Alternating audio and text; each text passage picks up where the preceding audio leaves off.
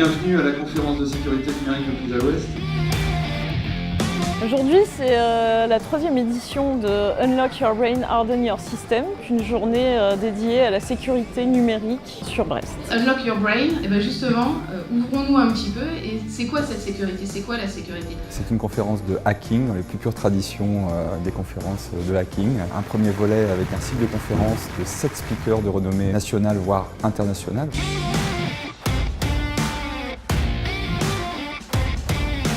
L'intérêt d'une journée comme aujourd'hui, c'est déjà de se retrouver entre passionnés et puis de pouvoir parler des mêmes choses et discuter.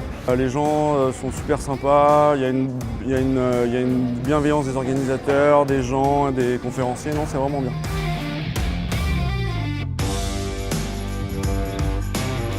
En dehors de la super audience et du super public, j'ai découvert une ville jolie et une super orga de conférences et d'événements. C'est très important de montrer qu'à Brest, on a aussi un écosystème important autour de tout ce qui est sécurité informatique, autour des logiciels libres, des standards ouverts, etc.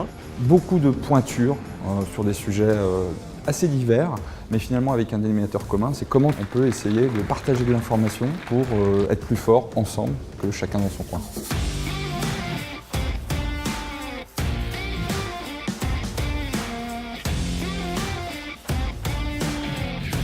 Des gens qui sont super dynamiques, on voit un peu l'esprit hackerspace, etc. Donc c'est vraiment super. Les événements en général sont concentrés sur Paris ou dans des plus grandes villes. Et donc c'est bien qu'on puisse avoir des conférences qui soient plus localisées. Ça reste une taille tout à fait honorable et qui est propice justement à tous ces échanges. Et on discute avec des tas de gens et je trouve ça très enrichissant.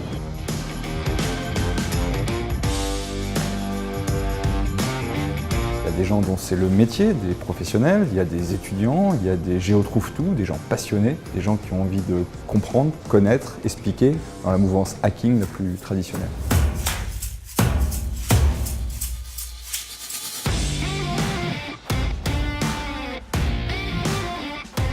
En deuxième volet de Unlock Your Brain, nous organisons via Team un CTF en mode attaque-défense, c'est-à-dire qu'il y a 15 équipes de 4 personnes qui chacun ont leur propre infrastructure réseau et qui ont le choix. Soit ils attaquent les autres pour récupérer des flags et gagner des points, soit ils défendent leur système pour éviter qu'on leur vole des points. Ok, le jeu est démarré, c'est parti.